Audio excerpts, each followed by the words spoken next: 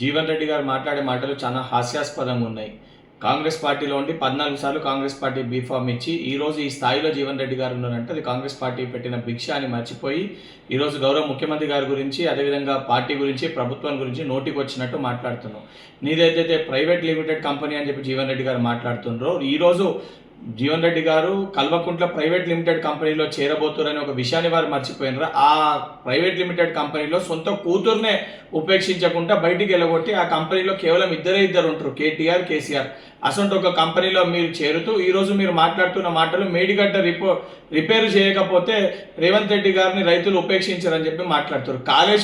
కూలేశ్వరం చేసిన కల్వకుంట్ల చంద్రశేఖరరావు గారి సోపతి బట్టి ఆయన పార్టీలో చేరి మేడిగడ్డ బ్రిడ్జి రిపేర్ చేయడంలోని రైతులు క్షమించారని చెప్పి మీరు మాట్లాడుతారు. అంటే ఏ స్టేజ్కి జీవన్ రెడ్డి గారు ఈరోజు దిగజారిపోయారో చాలా స్పష్టంగా అర్థమవుతుంది.